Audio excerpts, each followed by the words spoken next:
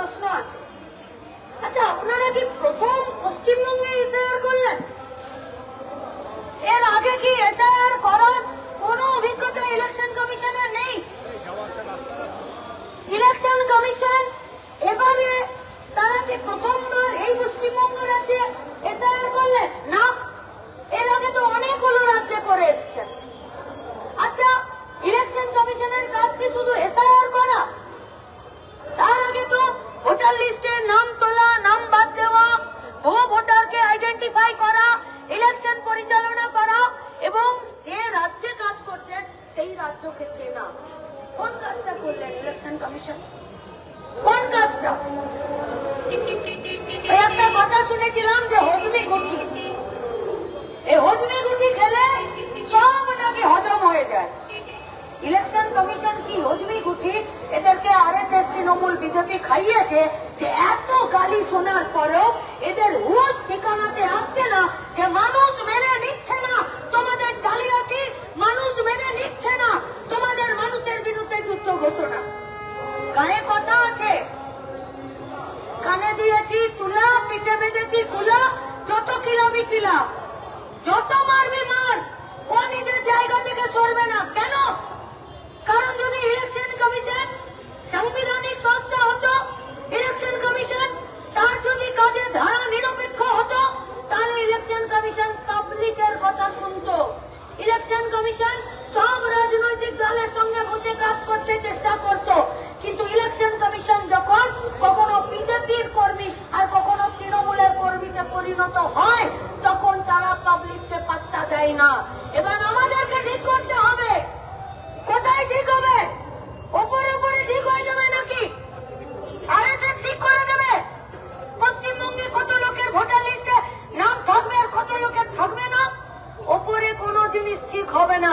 তাই আমরা মাটিতে আছি, রাস্তায় আছি। রাস্তা যদি আইন তৈরি করেছে, রাস্তা যদি তোমাদেরকে উপরতলা দিয়েছে, রাস্তা যদি তোমার হাতে পেন পেপার ধরিয়েছে, তো রাস্তাকেই ঠিক করতে হবে। তোমার চেয়ার, তোমার উপরতলা, তোমার এসি আর তোমার পেন পেপার কেড়ে নিয়ে মানুষের অধিকারকে রক্ষা করতে হবে। কি হবে এই পশ্চিমবঙ্গে? কাদের নাম্বার দিল? বলেছেন পার্টির নেতৃত্ব, কমরেড সেলিম না। কাদের উপরে আক্রমণ? গরিব, মেহনতকার, প্রান্তিক, সংখ্যালঘু, মতুয়া, মেয়েরা। আর কত রকম করে বোঝাতে হয়, কিন্তু বুঝতে এরা পারবে না। কেন জানেন? রাজনৈতিক উদ্দেশ্যে কাজ করছে। তৃণমূল চুরি করলো 100 দিনের কাজে, বিজেপি সুযোগ পেল, গোটা পশ্চিমবঙ্গের 100 দিনের কাজ বন্ধ করে দিল। কেন? না, ওরা চুরি করেছে। 100 দিনের কাজ পশ্চিমবঙ্গে হয় না, তাহলে 100 দিনের কাজ বন্ধ করে দাও। কারা ভুগছে? পশ্চিমবঙ্গের বেকার ছেলে মেয়েরা। কারা ভুগছে? পশ্চিমবঙ্গের বাজার। কারা ভুগছে? পশ্চিমবঙ্গের ছোট মাঝারি কারখানা, উদ্যোগ, শিল্পপতিরা। কারা ভুগছে? পশ্চিমবঙ্গের মধ্যবিত্তরা, যারা এপাশেও ঘুরতে পারে না, ওপাশেও ঘুরতে পারে না, হাতও পাততে পারে না, কাজেরও জায়গা নেই। 26,000-এর চাকরি বাতিল হলো। কারা নিয়েছিল পরীক্ষা? সরকার না। পরীক্ষার ব্যবস্থা কারা করেছিল? Election school service commission. Result কারা বের করলো? School service commission. সুপারিশ কারা করলো? School service commission. ভোগলো কারা? 26,000 যারা পরীক্ষার্থী, যারা চাকরি পেলেন, যারা চাকরি প্রার্থী, তারা। পরীক্ষা কতজন দিয়েছিল? 22 লক্ষ। 21,74,000 পরীক্ষার্থী যারা পেল না চাকরি, তারা ভাবলো বোধহয় ওরা যোগ্য। পরে দেখা গেল কেউ যোগ্য, কেউ অযোগ্য, কেউ টেন্টেড, কেউ টেন্টেড নয়। গোটা রাস্তা জুড়ে নাটক হলো, কিন্তু ফাঁকের মধ্যে থেকে গলে বেরিয়ে গেল স্কুল সার্ভিস কমিশন। রাজ্য সরকার স্কুল সার্ভিস কমিশনের বিরুদ্ধে কোন ব্যবস্থা গ্রহণ করলো? বিজেপির পার্টি স্কুল সার্ভিস কমিশনের বিরুদ্ধে কোন ব্যবস্থা গ্রহণ করলো? अरे আমরা কোন पॉलिटिकल पार्टी का चिनी ना, किसी का बाप दादाओं का जमींदारी नहीं है। इलेक्शन कमीशन अपना काम करेगा। बोले যে তমন্নার মা ইয়াদ সাবিনা কি বললো? বললো আমার ভোটার লিস্টে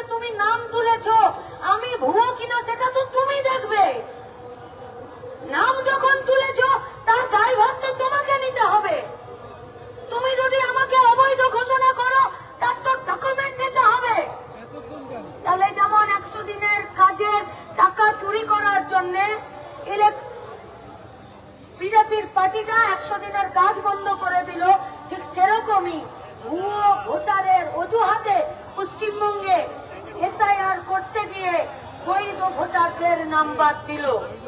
লড়াইটা মাটির, লড়াইটা গরিব মানুষের, লড়াইটা প্রান্তিক মানুষের।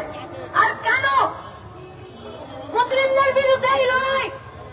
কারণ বিজেপির ঘোষিত এজেন্ডা হলো ये हिंदू রাষ্ট্র বনেগা, এখানে সব ধর্মের সব জাতির বৈচিত্র্যের জায়গা হবে না। ভুয়োকে দিয়েছে তৃণমূল কংগ্রেসের সরকার, তৃণমূল কংগ্রেসের পার্টি। ছোটতে গল্পের বইয়ে বিরিঞ্চি বাবা পড়েছিলাম, সামনে সাধু বসে থাকতো, পিছনে ধোঁয়া বেরোতো, তারপরে তার মধ্যে কেউ কেউ কিছু কিছু দেখার চেষ্টা করতো। পশ্চিমবঙ্গে তোষণকারী তৃণমূল পার্টি এই পশ্চিমবঙ্গে দাঙ্গাবাজের পার্টিকে হাত ধরে টেনে নিয়ে এসছে। এই বিজেপির পার্টিটা পশ্চিমবঙ্গে এসআইআর এর নাম করে আর এদেরকে রাজনৈতিক কর্মী তৈরি করে দিয়ে এই পশ্চিমবঙ্গে অস্থিরতা আর আতঙ্কের পরিবেশ তৈরি করেছে। তাই আপনাদের কাছে আমাদের আবেদন, এ লড়াই জানকবুল, এ লড়াই মানুষের অস্তিত্বকে রক্ষা করার, এ লড়াই আতঙ্ককে দূর করে দেবার, এ লড়াই অস্থিরতার বিরুদ্ধে মোকাবিলা করার, এ লড়াই রুটি রুটি, এ লড়াই মানুষের পাশে থাকার। তাই আরজি করে যেমন গোটা রাজ্যের মানুষ একসাথে ছিলেন, এসআইআরও গোটা রাজ্যের মানুষ একসাথে থেকে বৈধ ভোটারদের নাম ভোটার লিস্টে থাকবে। তার জন্য ইলেকশন কমিশনকে কাজ করতে হলে করতে হবে। বিজেপির পার্টিটা শ্রমকোড বিল লাগু করেনি, 8 ঘন্টার কাজকে 16 ঘন্টা 14 ঘন্টা করেনি। সেই কাজের বিরুদ্ধে যখন বামপন্থীরা স্ট্রাইক ডেকেছিল তখন তো এই তৃণমূলই তার বিরোধিতা করেছিল যে না, শ্রমিকরা 8 ঘন্টার কাজ করবে না, 16, 12, 20, 24 ঘন্টা কাজ করবে। আমরা ইলেকশন কমিশনকে বলছি, যা বুনবে তারই ফসল কাটতে হবে। যদি তুমি কাঁটার ফসল বিছিয়েছ তো তোমাকে কাঁটার খোঁচাই খেতে হবে। বৈধ ভোটারদের নাম ভোটার লিস্টেই রাখতে হবে। তাতে যদি তোমাকে ঘর বাড়ি বেচেও কাজ করতে হয়, কাজ করতে হবে, কাউকে বাদ দেওয়া যাবে না। কিন্তু কর্মচারীদের সুরক্ষাকে নিশ্চিত করতে হবে আর বৈধ ভোটারদের ভোটার অধিকারকে রক্ষা করতে হবে। বৈধ ভোটারদের ভোটার অধিকার, ভোটের অধিকার রক্ষার লড়াইয়ে আপনাদের সবাইকে সামিল থাকার আহ্বান জানাচ্ছি। সবাই ভালো থাকবে। ইনকলাব জিন্দাবাদ।